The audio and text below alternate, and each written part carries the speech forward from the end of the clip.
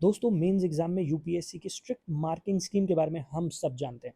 इसके बावजूद 2022 में रैंक वन इशिता किशोर ने मेंस एग्जाम में 901 मार्क्स स्कोर किए। वहीं 2024 में शक्ति दुबे ने 843 मार्क्स स्कोर किए। 58 मार्क्स का डिफरेंस जो यूपीएससी के स्टैंडर्ड के हिसाब से बहुत बड़ा डिफरेंस है। ऐसा क्यों? आइए अंडरस्टैंड करते हैं उन दोनों की आंसर स्क्रिप्ट के थ्रू। सबसे पहला क्वेश्चन, आइए अंडरस्टैंड करते हैं उन दोनों की आंसर स्क्रिप्ट के थ्रू। ये पहला आंसर है शक्ति दुबे का। क्वेश्चन ज्योग्राफी का है, जहां पर बात की जा रही है how does the theory of plate tectonics help in explaining the differences in formation of Himalayas and Andes mountain. Question ये पूछने की कोशिश कर रहा है कि प्लेट टेक्टोनिक थ्योरी हिमालयाज और एंडीज माउंटेन के फॉर्मेशन में क्या डिफरेंस है उसे कैसे एक्सप्लेन करती है। मतलब इस क्वेश्चन में आपको माउंटेन फॉर्मेशन में प्लेट टेक्टोनिक थ्योरी के रोल को हाईलाइट करना है। अब जब हम शक्ति दुबे जी के आंसर को पढ़ते हैं तो उन्होंने पहले पूरे पेज पर plain and simple plate tectonic theory को एक्सप्लेन किया है। आप उनका इंट्रोडक्शन देखिए। Plate tectonics theory has been put forward by Mackenzie and Parker, which is most widely accepted theory on Earth's geology। तो यहाँ पर एक तरीके से प्लेट टेक्टोनिक थ्योरी को ही इंट्रोड्यूस किया गया। जब आप बाकी के दो पॉइंट्स देखते हैं तो पहले पॉइंट में वो बोलती हैं the theory derives inspiration from continental drift theory, convection current theory and sea floor spreading theory। Second point है this the lithosphere can be made up of small blocks known as plates which float over semi-fluid layer that is asthenosphere। तो मतलब ये है कि वो केवल और केवल प्लेट टेक्टोनिक थ्योरी को ही एक्सप्लेन करती चली जा रही हैं। फाइनली उन्होंने प्लेट के मूवमेंट को बताया और तीन प्लेट बाउंड्रीज लिखकर छोड़ दिया। लेकिन अभी तक कहीं भी किसी भी पर्टिकुलर पॉइंट में प्लेट टेक्टोनिक थ्योरी का माउंटेन फॉर्मेशन में क्या रोल है वो हाईलाइट नहीं किया गया। कहने का मतलब ये है कि यहाँ पर जो आंसर है वो अभी तक क्वेश्चन की जो बेसिक डिमांड है, मेन डिमांड है, उसको एड्रेस नहीं कर रहा है। इसके साथ साथ क्योंकि क्वेश्चन प्लेट टेक्टोनिक थ्योरी के रोल के ऊपर है, यहाँ पर जो कंटेंट है वो कंटेंट भी अभी तक क्वेश्चन की डिमांड के अकॉर्डिंग कंप्लीटली नहीं आया है।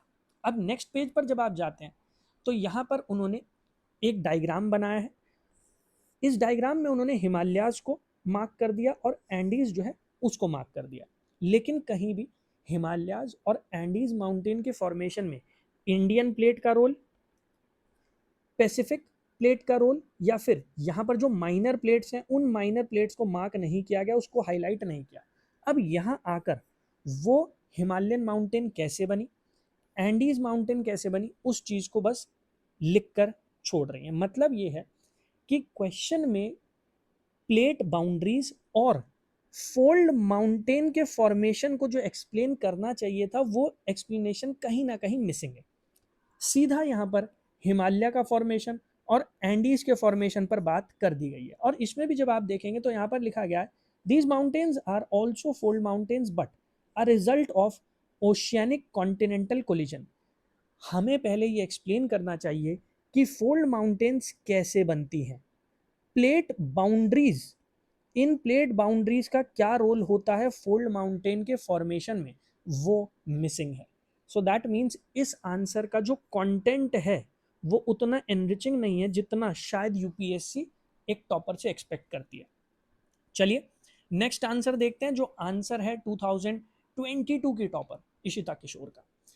ये क्वेश्चन जो है ये हिस्ट्री का क्वेश्चन है। Do you agree with the view that Gandhian politics was in a sense continuation of Tilak's politics. तो क्या आप इस बात से एग्री करते हैं कि गांधी जी की जो पॉलिटिक्स थी वो तिलक साहब की पॉलिटिक्स को ही आगे बढ़ा रही थी।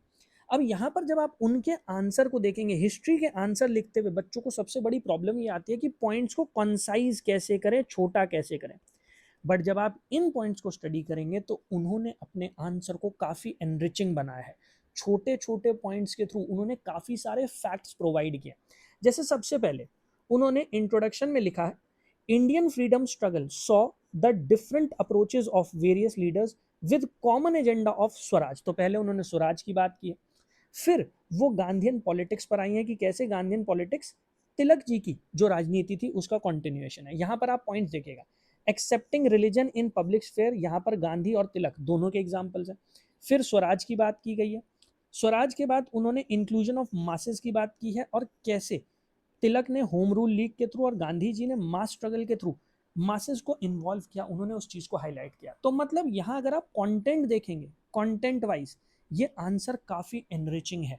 यहाँ पर जो क्वेश्चन की डिमांड है उसको प्रॉपरली एड्रेस भी किया जा रहा है। नेक्स्ट पेज पर उन्होंने इसका अदर साइड लिखने की कोशिश की है कि कैसे गांधी जी की जो पॉलिटिक्स है वो डिफरेंट थी तिलक साहब की पॉलिटिक्स से। अब यहाँ पर जब आप पॉइंट देखेंगे, on issue of communal harmony Tilak was against including खिलाफत इशू।